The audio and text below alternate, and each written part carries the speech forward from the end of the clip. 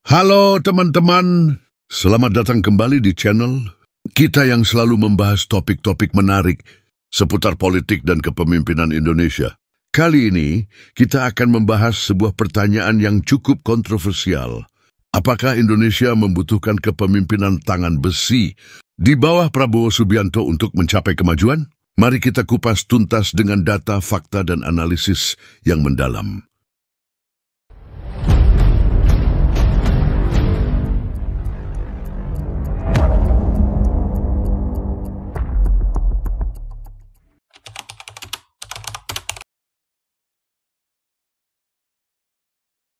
Sebelum kita menyelami lebih jauh perbincangan tentang tangan besi dalam konteks kepemimpinan, yuk kita kupas apa sebenarnya arti dari istilah ini. Secara garis besar, kepemimpinan tangan besi merujuk pada gaya memimpin yang sangat tegas, otoriter, dan tidak segan untuk mengambil keputusan-keputusan sulit dengan cepat, meskipun terkadang harus mengorbankan unsur partisipatif dan diskusi panjang. Dalam kehidupan sehari-hari, bayangkan saja pemimpin yang selalu sigap memberikan instruksi tanpa basa-basi, memastikan setiap detail diatur dengan rapi, dan ketika ada masalah, dia langsung turun tangan menyelesaikannya. Hal inilah yang biasanya diidentikan dengan gaya tangan besi. Namun, gaya kepemimpinan ini tidak hanya soal ketegasan semata, melainkan juga berkaitan dengan kemampuan untuk membuat keputusan yang cepat di tengah situasi krisis. Tak bisa dipungkiri, gaya ini seringkali menimbulkan dua sisi mata uang. Di satu sisi, kepemimpinan dengan tangan besi dianggap mampu membawa stabilitas dan efisiensi, terutama di negara dengan kompleksitas dan keragaman yang tinggi.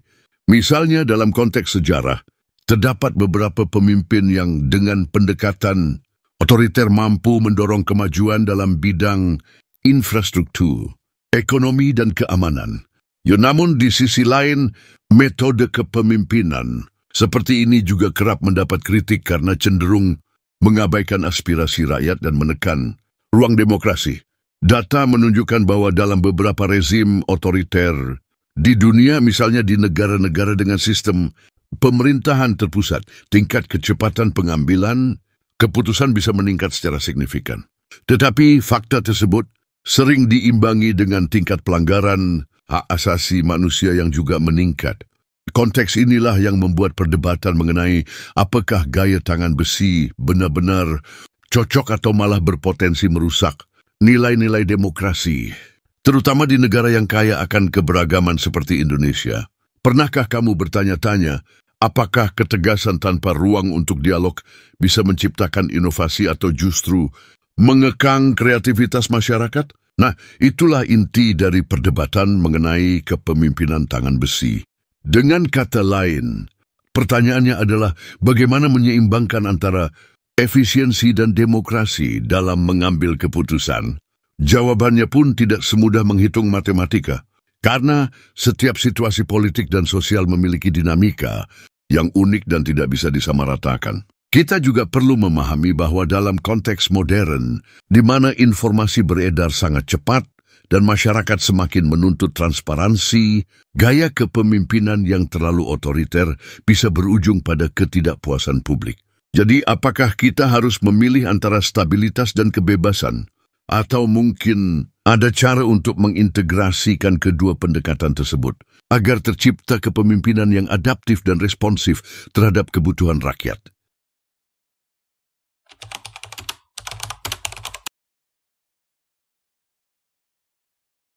Mari kita alihkan perhatian ke sosok yang cukup kontroversial, namun tak terelakkan dalam diskursus politik Indonesia, yaitu Prabowo Subianto. Latar belakang militernya yang gemilang, mulai dari pengalamannya di Kopassus hingga berbagai operasi militer yang pernah dijalankan, menjadikannya sosok yang identik dengan citra tangan besi. Bagi sebagian orang, pengalaman militernya adalah modal utama yang menunjukkan bahwa Prabowo memiliki kemampuan untuk mengambil keputusan dengan cepat dan tegas. Gaya kepemimpinan yang tumbuh dari disiplin militer ini kerap dianggap sebagai solusi untuk berbagai masalah kompleks di Indonesia. Di sisi lain, ada pula yang menilai bahwa pendekatan otoriter yang ia bawa berpotensi mengaburkan prinsip demokrasi, terutama bila diiringi dengan tindakan represif terhadap kritik dan oposisi. Data dan fakta sejarah mencatat bahwa selama masa tugasnya di militer, Prabowo pernah terlibat dalam operasi-operasi yang penuh kontroversi yang bagi sebagian pihak menunjukkan sisi keras dan kurang humanis. Meski begitu, basis pendukungnya menilai bahwa ketegasan tersebut merupakan keharusan demi menjaga stabilitas nasional, mengingat keragaman dan kompleksitas masyarakat Indonesia. Dalam konteks inilah muncul pertanyaan, apakah gaya kepemimpinan yang terinspirasi dari dunia militer dapat diterapkan secara efektif dalam arena politik sipil yang lebih demokratis? Tak jarang pula muncul perbandingan antara Prabowo dan tokoh-tokoh lain yang dikenal dengan gaya tangan besi baik di dalam maupun luar negeri. Ada yang beranggapan bahwa karakter otoriter yang ia tampilkan justru memberikan aura kuat yang dibutuhkan untuk memimpin bangsa. Sementara yang lain khawatir bahwa pendekatan semacam itu akan mengulang kembali sejarah kelam pelanggaran hak asasi manusia.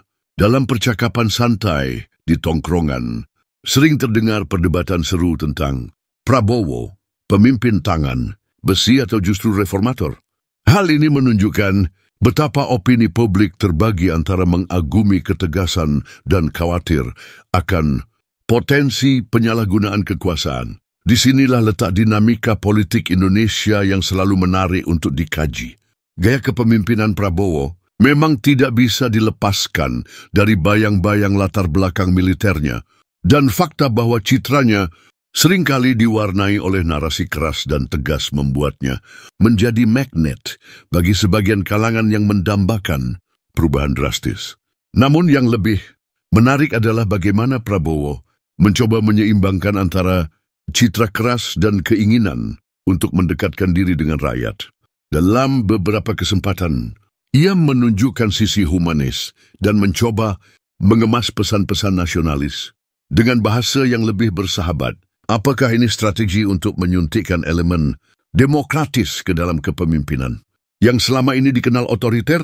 Atau mungkinkah ini hanya upaya branding agar lebih diterima oleh masyarakat yang semakin melek informasi?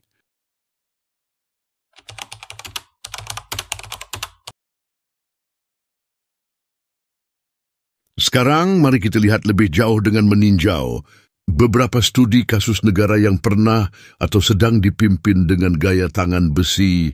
Salah satu contoh yang paling sering dibahas adalah Singapura di bawah kepemimpinan Lee Kuan Yew.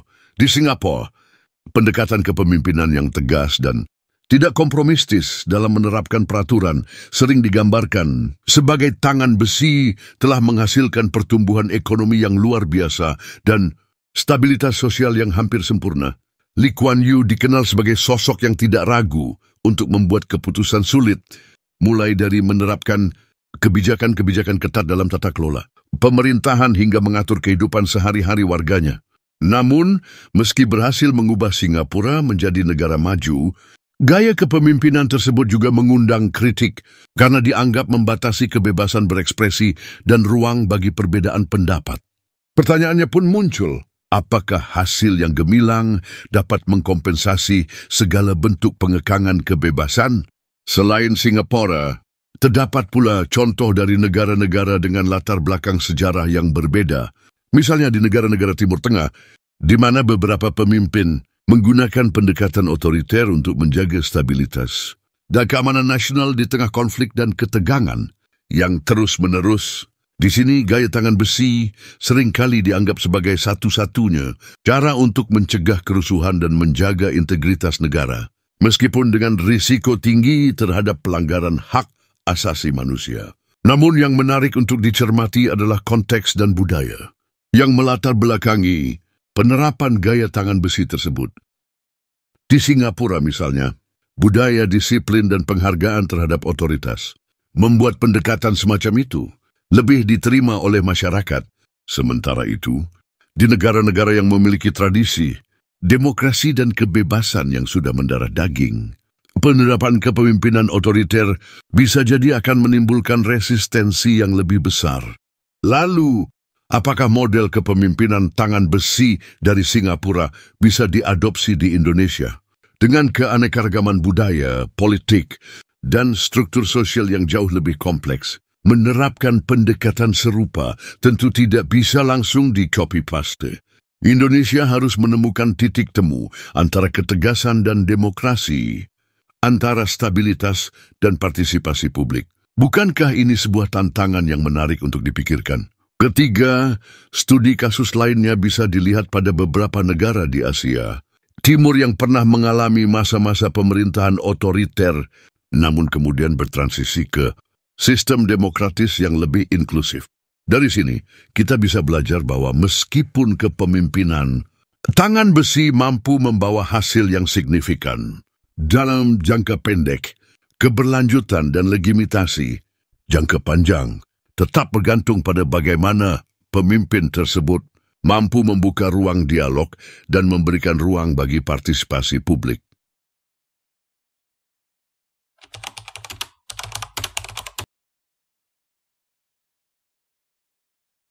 Kepemimpinan dengan gaya tangan besi sering dikaitkan dengan penciptaan stabilitas politik yang signifikan. Dengan adanya seorang pemimpin yang tegas dan tidak ragu mengambil keputusan sulit, konflik internal antar kelompok atau partai bisa diminimalisir. Ketika keputusan diambil secara terpusat dan langsung, ruang bagi perpecahan dan pertikaian internal berkurang drastis. Di beberapa negara yang pernah mengalami periode kekacauan, penerapan model kepemimpinan otoriter berhasil menertibkan situasi dan membawa stabilitas yang pada akhirnya memungkinkan pembangunan infrastruktur dan kebijakan ekonomi dijalankan dengan konsisten. Beberapa studi internasional menunjukkan bahwa negara-negara dengan pemerintahan yang terpusat memiliki kemampuan untuk merespons krisis dengan cepat, meskipun pendekatan seperti ini kerap disertai dengan pengorbanan beberapa kebebasan sipil. Pernahkah kamu membayangkan bagaimana kondisi negara bisa berubah drastis ketika semua konflik internal diselesaikan hanya dengan satu keputusan tegas? Disinilah letak daya tarik utama dari kepemimpinan tangan besi. Salah satu keuntungan paling menonjol dari kepemimpinan otoriter adalah efisiensi dalam pengambilan keputusan. Karena kekuasaan terpusat pada satu figur atau kelompok kecil, keputusan dapat dibuat tanpa harus melalui birokrasi yang berbelit-belit. Dalam situasi darurat, misalnya saat bencana alam atau krisis ekonomi, keputusan yang cepat dan tepat sangat penting. Dengan gaya kepemimpinan tangan besi, kebijakan dapat langsung diimplementasikan tanpa harus menunggu proses panjang di tingkat legislatif atau administratif. Banyak negara yang mengadopsi model otoriter berhasil mempercepat pembangunan infrastruktur, pengendalian korupsi, dan menjaga keamanan nasional yang pada akhirnya berkontribusi pada pertumbuhan ekonomi. Bayangkan jika setiap ide brilian bisa langsung diterjemahkan ke dalam tindakan tanpa hambatan. Birokrasi, itulah kekuatan efisiensi yang ditawarkan oleh gaya kepemimpinan tangan besi. Sayangnya, kekuasaan yang terpusat seringkali membuka peluang bagi penyalahgunaan kekuasaan. Tanpa adanya sistem checks and balances yang memadai, kebijakan-kebijakan tegas bisa berubah menjadi tindakan represif yang melanggar HAM. Dalam beberapa rezim otoriter, pelanggaran HAM seperti penahanan sewenang-wenang, penghilangan paksa, dan pembatasan kebebasan berekspresi kerap terjadi. Laporan-laporan internasional sering mencatat peningkatan pelanggaran HAM pada masa-masa pemerintahan yang sangat otoriter. Negara-negara dengan model kepemimpinan tangan besi memiliki tingkat insiden HAM yang jauh lebih tinggi dibandingkan dengan negara demokratis. Bagaimana jika ketegasan yang menjamin stabilitas justru mengorbankan kebebasan dasar manusia? Disinilah muncul dilema yang tak mudah dijawab. Salah satu kekurangan paling mencolok dari gaya kepemimpinan otoriter adalah terbatasnya ruang bagi partisipasi masyarakat. Dan karena keputusan diambil secara sepihak, suara dan aspirasi publik sering terabaikan. Ketika masyarakat merasa tidak memiliki andil dalam proses pengambilan keputusan, muncul perasaan keterasingan dan ketidakpuasan yang dapat memicu kerusuhan atau penurunan kepercayaan terhadap pemerintah. Minimnya partisipasi publik dapat berdampak pada keberlanjutan kebijakan yang tidak responsif terhadap kebutuhan nyata rakyat.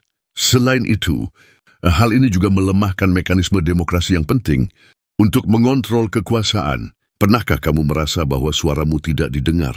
Bayangkan dampak jangka panjang jika seluruh keputusan negara dibuat tanpa melibatkan rakyatnya.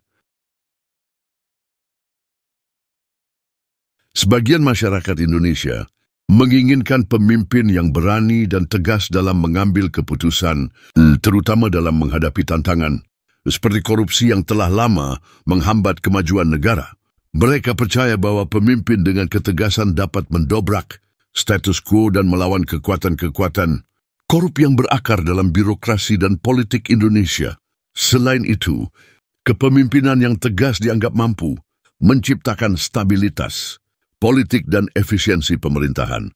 Dengan pengambilan keputusan yang cepat dan tegas, proses pembangunan dapat berjalan lebih lancar tanpa terhambat oleh birokrasi yang berbelit-belit. Namun, ada kekhawatiran bahwa kepemimpinan yang terlalu tegas dapat berkembang menjadi otoritarianisme yang berpotensi mengancam hak asasi manusia dan nilai-nilai demokrasi. Sejarah menunjukkan bahwa pemerintahan otoriter sering kali mengabaikan hak-hak individu dan kebebasan sipil yang pada akhirnya merugikan masyarakat luas. Kekhawatiran ini diperkuat oleh pengalaman masa lalu Indonesia di bawah rezim otoriter, di mana stabilitas dan pembangunan dicapai dengan mengorbankan demokrasi dan hak asasi manusia. Hal ini menimbulkan trauma kolektif yang membuat sebagian masyarakat waspada terhadap kepemimpinan yang terlalu tegas, tanpa mekanisme check and balance yang memadai. Dalam konteks kepemimpinan Presiden Prabowo Subianto, opini publik juga terbagi. Beberapa pihak memuji pendekatan langsungnya dalam menangani isu-isu domestik, seperti pembangunan perumahan murah dan program makanan gratis untuk anak sekolah dan ibu hamil. Langkah-langkah ini dianggap sebagai upaya nyata untuk meningkatkan kesejahteraan rakyat, namun masa lalu Prabowo yang kontroversial, termasuk tuduhan pelanggaran hak asasi manusia, menimbulkan kekhawatiran bahwa gaya kepemimpinannya yang tegas dapat mengarah pada otoritarianisme. Meskipun demikian, popularitasnya tetap tinggi. Dengan survei menunjukkan tingkat kepuasan publik mencapai 80,9% setelah 100 hari masa kepemimpinannya. Opini publik terhadap kepemimpinan tegas di Indonesia mencerminkan keseimbangan antara harapan akan stabilitas dan efisiensi dengan kekhawatiran terhadap potensi penyalahgunaan kekuasaan. Penting bagi masyarakat untuk terus berperan aktif dalam proses politik dan memastikan bahwa mekanisme demokrasi berfungsi dengan baik, sehingga kepemimpinan yang tegas tidak mengorbankan hak asasi manusia dan nilai-nilai demokrasi. Terima kasih sudah menonton sampai akhir. Jika Anda menemukan nilai dalam video ini, jangan lupa untuk like, subscribe, dan aktifkan notifikasi agar Anda tidak ketinggalan konten menarik lainnya seputar politik dan kepemimpinan Indonesia. Bagikan pendapat kalian di kolom komentar. Sampai jumpa di video berikutnya. Wassalamualaikum warahmatullahi wabarakatuh.